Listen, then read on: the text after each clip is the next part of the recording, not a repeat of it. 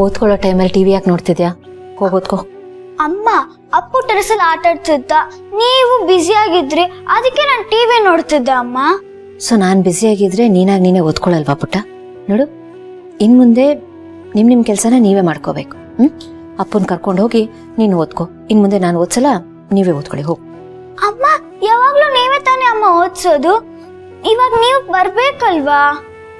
ಕಂದ, ನಾನು ಯಾವಾಗ್ಲೂ ನಿನ್ ಹಿಂದೆನೇ ಇರೋದಕ್ಕಾಗಲ್ವಲ್ಲ. ಇನ್ ಮುಂದೆ ನಿಮ್ ಕೆಲಸನ ನೀವೇ ಮಾಡ್ಕೊಳ್ಬೇಕು. ಸ್ಕೂಲಿಗೆ ರೆಡಿ ಆಗೋದು, ಊಟ ತಿಂಡಿ ತಿನ್ನೋದು ಎಲ್ಲ. ಈವನ್ ಓದ್ಕೊಳ್ಬೇಕಾದ್ರೂ ನಿನ್ಗೆ ಅರ್ಥ ಆಗದೆ ಇದ್ರೆ ಪ್ರಯತ್ನ ಪಡು, ನಿನಗೆ ಬರುತ್ತೆ. ಹಾಗೂ ಆಗ್ಲಿಲ್ಲ ಅಂದ್ರೆ ಮಾರ್ಕ್ ಮಾಡ್ಕೋ. ನೆಕ್ಸ್ಟ್ ಡೇ ಹೋಗ್ಬಿಟ್ಟು ಟೀಚರ್ಸ್ ಹತ್ರ ಕೇಳು, ಅವ್ರು ನಿನಗೆ ಹೆಲ್ಪ್ ಮಾಡ್ತಾರೆ. ಸರಿನಾ? ಅಮ್ಮ, ಇದೆಲ್ಲ ನೀವೇ ತಾನೇ ಅಮ್ಮ ಮಾಡ್ಸೋದು? ಹಾಗಂದ, ಬಟ್ ಎಲ್ಲಾನು ಅಮ್ಮನೇ ಮಾಡಿದ್ರೆ ಅದು ಸರಿ ಅಲ್ವಲ್ಲ. ನಿನ್ ಕೆಲಸ ನೀನ್ ಮಾಡೋದನ್ನ ಕಲಿಬೇಕು, ರೂಢಿ ಮಾಡ್ಕೋಬೇಕು. ಎಲ್ಲಾನು ನಾನೇ ಮಾಡಿದ್ರೆ ನೀನ್ ಕಲಿಯೋದು ಯಾವಾಗ ಹೇಳು? ಅಮ್ಮ, ನೀವಿರೋವಾಗ ನಾನು ಯಾಕಮ್ಮ ಕಷ್ಟಪಡ್ಬೇಕು? ನೀವೆಲ್ಲದಕ್ಕೂ ಹೆಲ್ಪ್ ಮಾಡ್ತೀರಾ ಅಲ್ವಾ?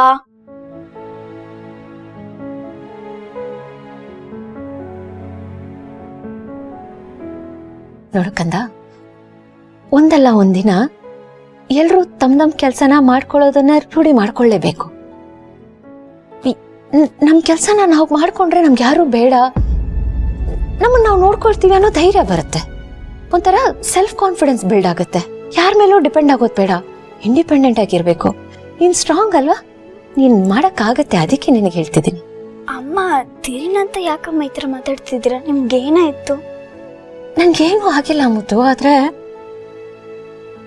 ನೀನು ಜಾಣ್ ಮರಿ ಅಲ್ವಾ, ನಾನು ಹೇಳೋದ್ ಮಾತು ಕೇಳ್ತಿ ಅಲ್ವಾ ನೀನು?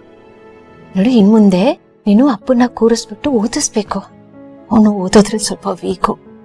ನೀನು ಅವನ ಅಕ್ಕ ಅಲ್ವಾ, ಸೊ ಅಕ್ಕ ಅಂದ ಮಾತ್ರಕ್ಕೆ ಬರೀ ಅವನ ಜೊತೆ ಸೇರ್ಕೊಂಡು ಆಟ ಆಡೋದಷ್ಟೇ ಅಲ್ಲ, ಅವನ ಜವಾಬ್ದಾರಿ ನಿನ್ ಮೇಲೆ ಸ್ವಲ್ಪ ಇದೆ.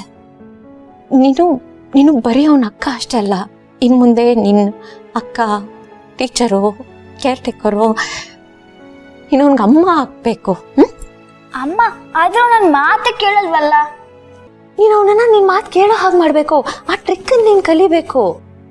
ಇಲ್ಲಿ ನೋಡು, ನಾನಿದ್ರು ಸರಿ, ನಾನು ಇಲ್ದೇ ಇದ್ರು ಸರಿ, ನಿಂದೊಂದು ರುಟೀನ್ ಇದೆಯಲ್ಲ, ಅದೇ ನೀನು ಯಾವತ್ತೂ ಮಿಸ್ ಮಾಡ್ಕೋಬಾರ್ದು.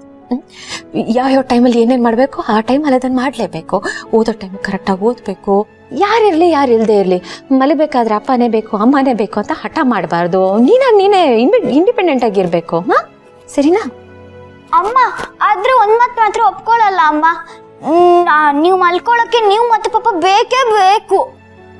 ಕಂದ, ಹಠ ಮಾಡಬಾರ್ದು.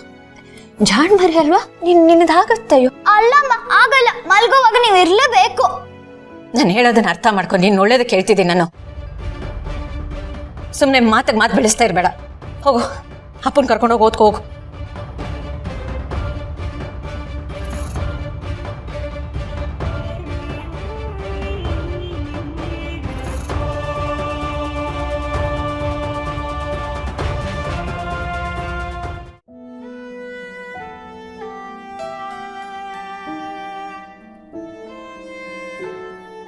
Sorry. Sorry.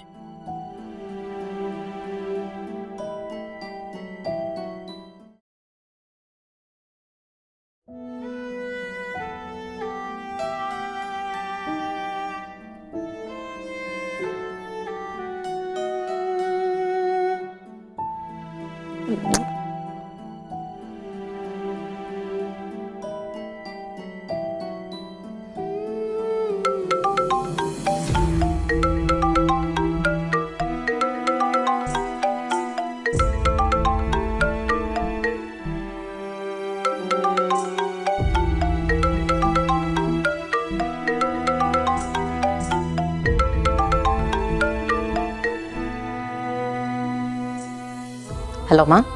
ಹಾಯ್ ಕಂದ, ಹೇಗಿದ್ಯಾ? ನಿನ್ನ ಹತ್ರ ಈಗಲೇ ಮಾತಾಡಬೇಕು ಅನ್ನಿಸ್ತು, ಅದಕ್ಕೆ ಇಮಿಡಿಯೇಟಾಗಿ ಫೋನ್ ಮಾಡಿಬಿಟ್ಟೆ. ಏನಿಲ್ಲ ಕಂದ, ನಿನ್ನ ಬುಕ್ ಓದ್ದೆ ಕಣೆ, ಅದಕ್ಕೆ ಫೋನ್ ಮಾಡಿದೆ. ನಿಜ ಹೇಳ್ತೀನಿ ಭೂಮಿ, ನನಗಂತೂ ಬುಕ್ ತುಂಬ ಇಷ್ಟ ಆಯಿತು ಕಣೆ. ನೀನು ಪದೇ ಪದೇ ನಿಮ್ಮ ಅಪ್ಪನ ಮಗಳೇ ಅನ್ನೋದನ್ನು ಪ್ರೂವ್ ಮಾಡ್ತಾ ಇರ್ತೀಯ ನೋಡು. ಒಂದೊಂದು ಲೈನ್ ಓದ್ತಾ ಇರೋವಾಗ ನಿಮ್ಮ ಅಪ್ಪನೇ ಮಾತಾಡ್ತಾ ಇದ್ದಾರೇನೋ ಅಂತ ಅನ್ನಿಸ್ತು. ಅದೇ ಬರವಣಿಗೆ. ಎಷ್ಟು ಮನಸ್ಸಿಟ್ಟು ಬರೆದಿದ್ಯಾ ಕಂದ. ಓದೋರ ಮನಸ್ಸಿಗೆ ತುಂಬ ಹತ್ರ ಆಗತ್ತೆ. ತುಂಬ ಒಳ್ಳೆ ರೇಟಿಂಗ್. ಥ್ಯಾಂಕ್ ಯು ಮಾ. ನಿನ್ನ ಬುಕ್ ರಿಲೀಸ್ ಆದಾಗಿಂದ ಓದಬೇಕು ಅನ್ಕೋತಿದ್ದೆ. ಹಾಳಾದ ಒಂದಲ್ಲ ಒಂದು ಕೆಲಸ. ಸರಿ, ಇವತ್ತು ಏನಾದರೂ ಆಗಲಿ ಎಲ್ಲ ಕೆಲಸ ಮುಗಿಸಿದ್ದು ಓದಕ್ಕೆ ಕೂತ್ಕೊಳ್ಳೋಣ ಅಂತ ಕೂತೆ.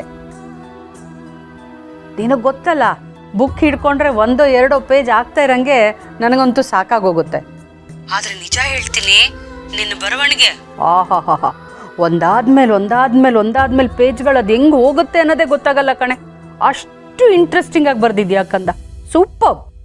ಓ ಹೌದಾ?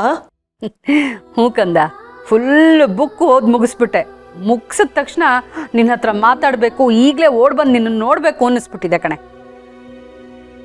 ಇವತ್ತು ನಿಮ್ಮಪ್ಪನೂ ನನ್ನ ಜೊತೆನೇ ಈ ಬುಕ್ ಓದಿದ್ದಿದ್ರೆ ತುಂಬ ಖುಷಿಯಾಗ್ಬಿಟ್ಟಿರೋರು.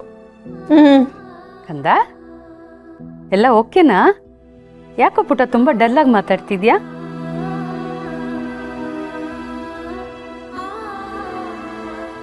ಅಮ್ಮ ಎಲ್ಲ ಓಕೆಮ್ಮ. ಅದು ಸ್ವಲ್ಪ ಕೆಲಸ ಇತ್ತಲ್ಲ, ಅದಕ್ಕೆ ಮಾತಾಡೋಕ್ಕಾಗ್ತಿಲ್ಲ. ಏ ಕಳ್ಳಿ, ಎಷ್ಟೇ ಕೆಲಸ ಇದ್ರೂ ನಿನ್ನ ವಾಯ್ಸ್ ಮಾತ್ರ ಇಷ್ಟು ಸುಸ್ತಾಗಿರೋದಿಲ್ಲ.